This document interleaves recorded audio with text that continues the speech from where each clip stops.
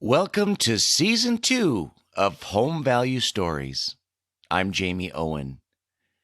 This podcast is designed to help you, the consumer, to look at the world of real estate and valuation in new and exciting ways. Thank you so much for being here. Have you heard of iBuyers? What are they? How do they work? And who might benefit from them? What do you need to know before you use one? And how does the song Pop Goes the Weasel reflect the iBuyer business model? Say what? I think you'll find the answer to be, well, surprising. I answer these questions in my first show of Season 2. Wherever you are, I hope you enjoyed this story.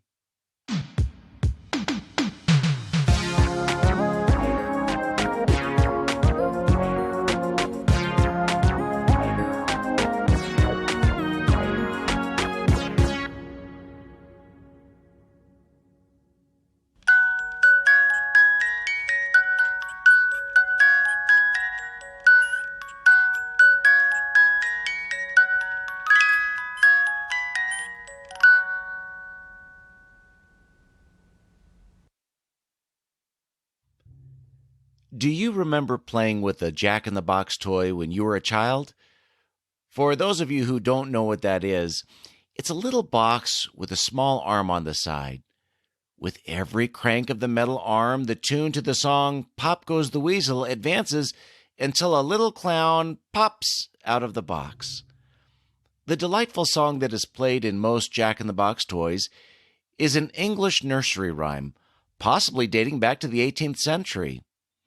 Over time, this song made its way to the United States, where the lyrics have been changed numerous times. However, the popular tagline to the song Pop Goes the Weasel has remained. I never really understood what those words meant. What does Pop Goes the Weasel mean? During the time period in which this song was born, the term pop was commonly understood to mean pawning something. What does it mean to pawn something? It means to use an item of value as security to borrow money against. So you might think of a pawn shop. But what is a pawn shop? A pawn shop is a place where people go to take out a loan using their personal property as collateral. If the borrower doesn't pay the loan back within the allotted time frame, they'll lose the property that they used as collateral, and the pawn shop will sell the item. Pawn shops are also known for being places where people will pay cash for different items. Perhaps you've seen the show Pawn Stars on the History Channel. In that show, people will bring all sorts of obscure things to pawn shops to sell for cash. Sometimes the person selling the item is insulted by the seemingly low offer that the pawnbroker makes. Why do pawn shops offer to buy an item for a lower price than the object is worth? Well, that's because that's how they make their money. The pawn shop pays cash for an item at a discount and then sells the item at a retail price. That's how they make their profit. There are times when an item that they buy needs to be repaired or restored. So sometimes these pawn shops will make repairs or restorations to the item in order to maximize their profits. And now we know what pop means in the song Pop Goes the Weasel. It means to pawn something. But where does the weasel come in?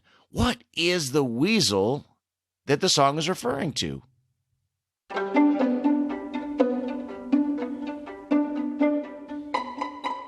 If you're thinking of the weasel as a small furry animal, or a sneaky person, like I did before researching this subject, you might be surprised. While some articles I read state that the weasel refers to a shoemaker's tool, most of the articles that I've read on the subject indicate that the term weasel most likely refers to a coat or an article of clothing. In what situation would a person in the 18th century need to pawn some of their clothing? During that time period and earlier, one of the principal assets people possessed were their clothes. That was a time when clothing was not just something that would be easily thrown away. Clothing, and especially fine clothing, was expensive. Money was hard to come by for most. Therefore, when a person needed money, often they would use their fine clothing as collateral to secure a loan. In the article, Pawning Through the Ages, which you can find on History.com, it states, quote, "The practice of pawning clothes on Monday and retrieving them on Friday, or payday, was a common way for poor people to make it through the week during the 19th century." End of quote. This way, a person could wear their Sunday best for worship or other special occasions that usually took place on the weekend. So the term weasel most likely refers to clothing. So now that we know that the song is all about pawning clothing, how did pawn shops actually get their start?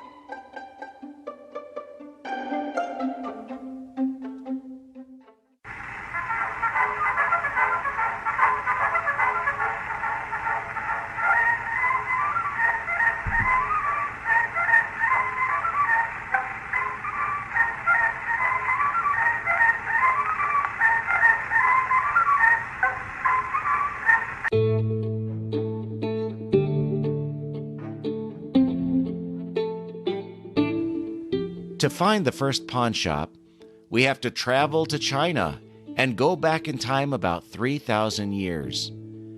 The first pawn shops were used to provide loans to peasants. Eventually, this type of business model spread to Greece, then Rome, and beyond. Outside of many pawn shops, you may notice a symbol of 3 spheres hanging from a bar. According to the article Best Pawn and Jewelry, History of Pawn, in Florence, Italy, in the province of Lombardy, there was a family named the Medici family. The symbol means Lombard, which is the province where the Medici family originated pawn shop brokering in Italy. It's interesting that in Europe, pawn shops were referred to as the Lombard. There's more to that story that you might want to check out in that article. Interestingly, the word pawn is derived from Latin from the word panem, which literally means clothing or cloth. Today, you can find pawn shops all over the United States. According to the article A Quick History of Pawn Shops, which you can find at blog.pawnguru.com, quote, about 25 million Americans visit pawn shops annually. This business model has remained the same in the United States since before the Great Depression. That article went on to state that, quote, they continue to be the world's repositories of history, holding antiques, jewelry, furniture, and other items that have been passed from generation to generation. Speaking of pawning things, here's an interesting fact. According to the article Best Pawn and Jewelry, History of Pawn, Evelyn Walsh McLean pawned the Hope Diamond to pay for her mortgage of $100,000. Today, the Hope Diamond is valued at $240 million. Queen Isabella of Spain offered to pawn the crown jewels to finance Christopher Columbus's voyage to America. However, the Spanish government agreed to back his trip, saving the Queen from having to part with her beloved crown. Whew. And King Edward III of England is said to have frequented pawn stores in Europe. Inquiring minds need to know these things. Over the years, pawn shops have been a place where those in need of quick cash can go and sell things in order to get out of a tight situation. Some have come into possession of things that they would like to sell quickly for cash, without the difficulty of trying to sell on their own. While at times pawn shops have been criticized for preying upon the poor with inflated interest rates and lowball values, for many who are in need of this service, it can offer relief. Most pawn shops today are now regulated by the states in which they exist to ensure fair business practices.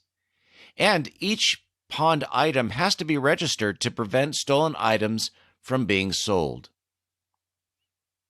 Now, at this point in our story, you might be wondering how the pawn shop business model relates to real estate. So let's talk about it.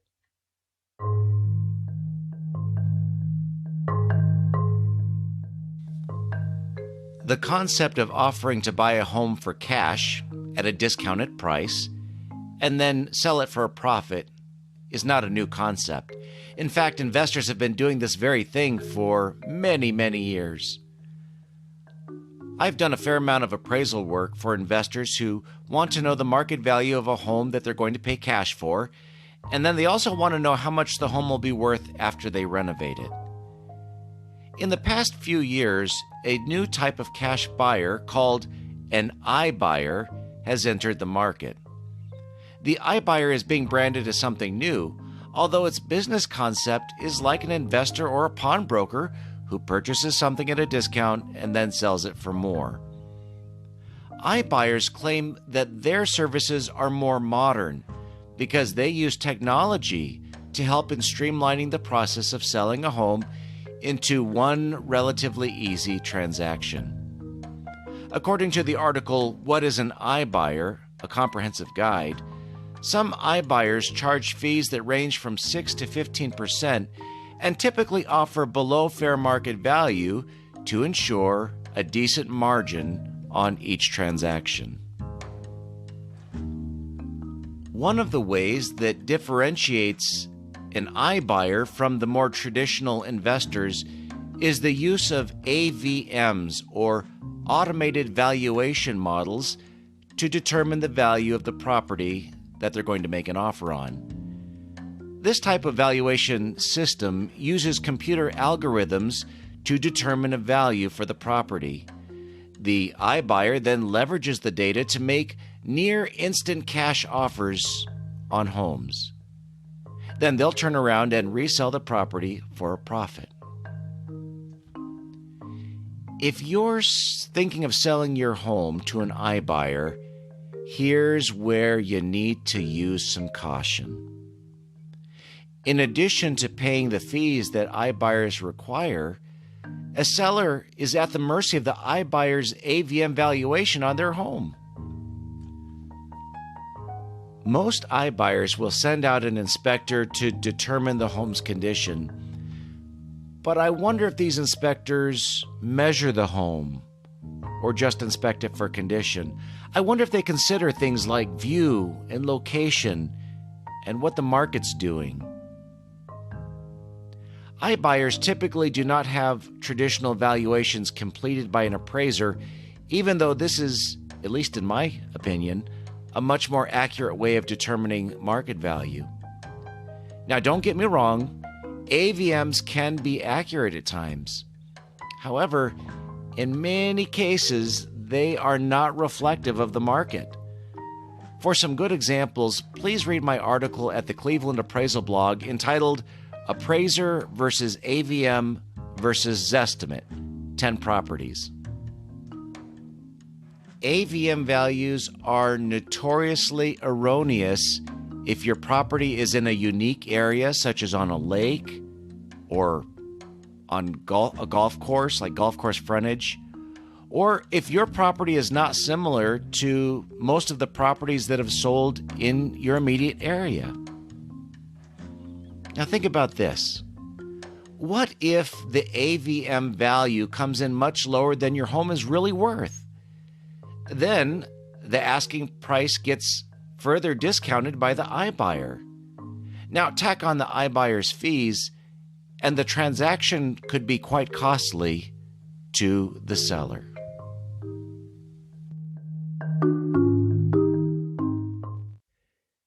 If you're considering selling your home to an iBuyer, I highly recommend educating yourself on the iBuyer process and on the iBuyer company that you're thinking of using.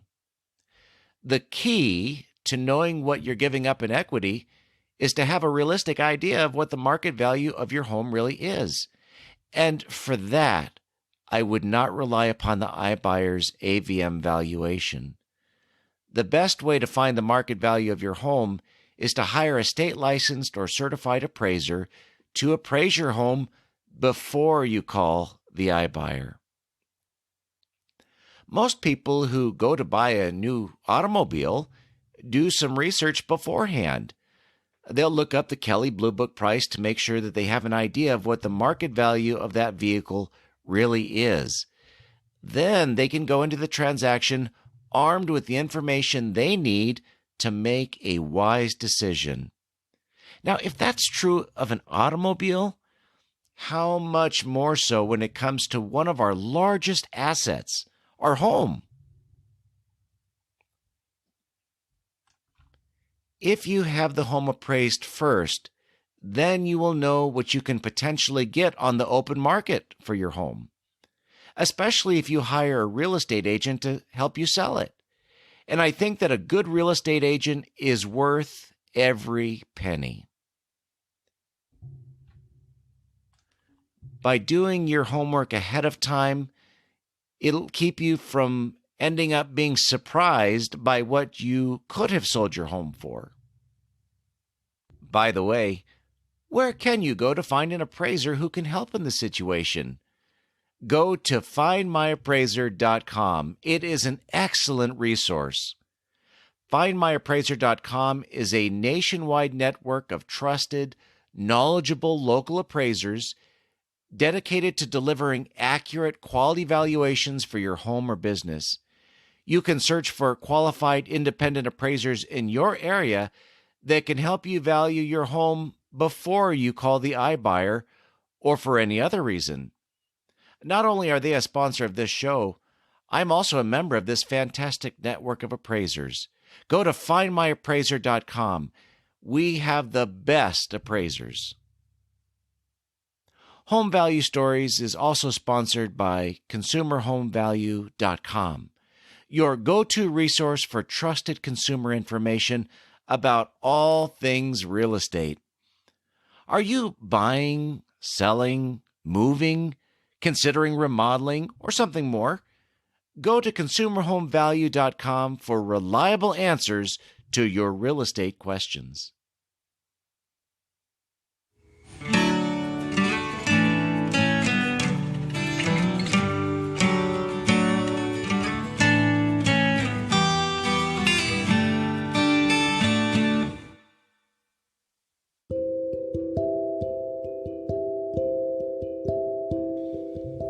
There are certainly situations in which the iBuyer model might not be a bad idea.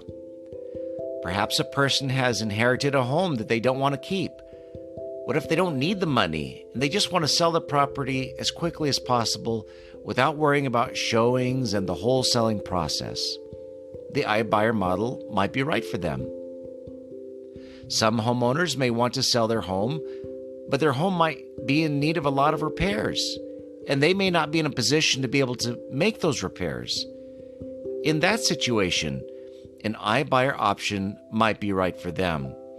It's a business model. It's just like pawn shops. There is a place for them in the market. The question a homeowner needs to determine is how fast they would like to sell their home and how much of a discount are they willing to make when it comes to equity to sell their home without going through the traditional selling process. It's convenient, and it's relatively fast and simple, but speed and convenience usually come at a cost. I hope that I've given you some things to think about when it comes to selling to iBuyers. So, are iBuyers like pawn shops? In some ways, they are. Pawn shops have helped many financially disadvantaged to get out of a pickle, but they pay a high price to do so. iBuyers can make selling a home quick and easy, even helping some who are in a financially bad situation. But again, there's a price to pay for that. Are iBuyers good? Are they bad? The value of the iBuyer really depends on the view and the situation of the homeowner. I hope you've enjoyed this information. The next time you hear the tune to Pop Goes the Weasel, I bet you'll have a whole new appreciation for the history behind that song. And now, hopefully you see the connection between this song and pawn shops and iBuyers. Well, that's my take on the story. Perhaps you have a different one, and that's cool too. Either way, I'm happy you took the journey with me today. Thanks for joining me. If you have a topic that you'd like for me to discuss in a future podcast, email me at homevaluestories@gmail.com or send me a message on Twitter at my Twitter handle, which is @storiesvalue. And if you're looking for an appraiser in Northeast Ohio, go to clevelandappraisalblog.com. There you can find my contact information. Let's get together again in a couple of weeks and talk more real estate. Until then, have a great couple of weeks.